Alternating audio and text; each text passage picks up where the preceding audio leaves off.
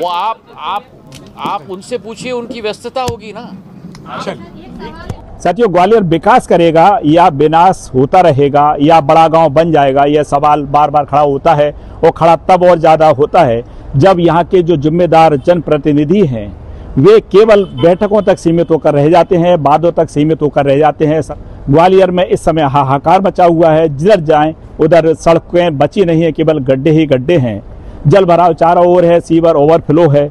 कहीं कोई किसी प्रकार का कोई धनी धोरी शहर का नहीं है, ऐसा लगता है। कोई भी जनप्रतिनिधि जनता के बीच नहीं पहुंचा उनकी पीड़ा सुनने के लिए। केवल बैठकों का दौर चलता है। केंद्रीय मंत्री ज्योतिरादित्य सिंधिया बैठकों का सिलसिला शुरू करते हैं और 1 महीने के अंदर 2 बैठक लेते हैं। पिछली बैठक 15 सितंबर को होती है और एक बैठक 3 अक्टूबर को होती है और समीक्षा की जाती है। सड़कें कैसे बनेंगी, जल भराव कैसे रुकेगा, सीवरेज कैसे रुकेगा, और केवल कागजी प्लान, कागजी बैठक होती है कलेक्ट्रेट में, एसी कक्षों में, एसी की गाड़ियों में आना और एसी कक्षों में बैठक होके चले जाना। एक और बड़े सवाल खड़ा करता है कि ग्वालियर के सांसद भारत सिंह कुशवाहा अब लगातार दूरियां उनकी बढ़ती जा रही हैं। पिछली दोनों बैठक, समीक्षा बैठक विकास कार्यों की, दोनों ही बैठकों में भारत सिंह कुशवाहा ग्वालियर इस बैठक में शामिल नहीं होते। केंद्रीय मंत्री सिंधिया से सवाल पूछा गया तो उनका कहना था कि उन्हीं से पूछें, लेकिन वो आप उनसे पूछिए, उनकी व्यस्तता होगी ना। उन्हीं से पूछें।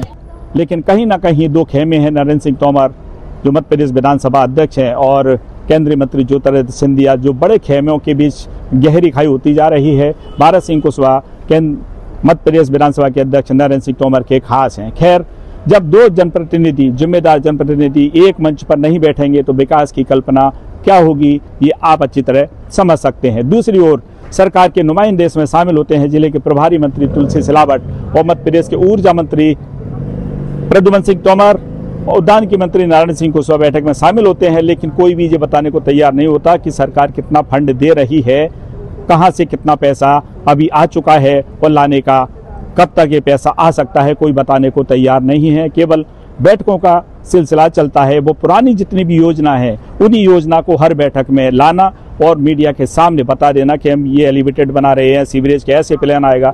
सारे प्लान, जो सारी पुरानी योजना, उन्हीं योजनाओं को लाके और मीडिया के सामने प्रेजेंट कर देना। विकासशील, मंगलमय ये पूरा समय रहे हमारे ग्रामीण क्षेत्र के लिए, शहरी क्षेत्र के लिए, समूचे क्षेत्र के लिए। आज बहुत अच्छी बैठक हमारी प्रभारी मंत्री जी की अध्यक्षता में ग्वालियर में आयोजित हुई है। हमारे सभी जनप्रतिनिधि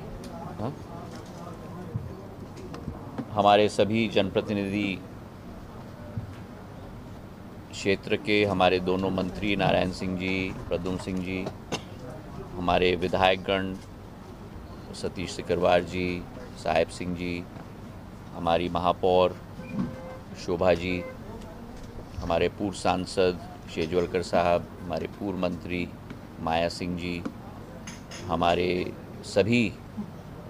सभापति महोदय मनोज तोमर जी, सभी लोग उपस्थित रहे और बड़ी बारीकी की समीक्षा की गई और आगे का रास्ता तय किया गया।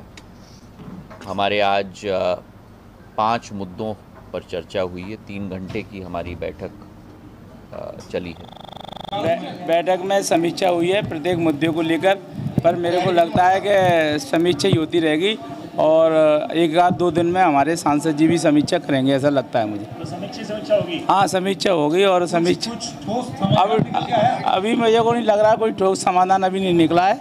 जब समीक्षा के बाद ठोस समाधान निकलेगा तब मानेंगे कि बैठक साकार हुई या कारगर हुई। अभी केवल समीक्षा हो रही है, अपनी अपनी बात लोग रख रहे हैं और समीक्षा में कुल मिला के यही आया है कि ढाक के 3 पात और ये अब कंपटीशन का दौर शुरू हो गया है, बैठकों का दौर शुरू हो गया है।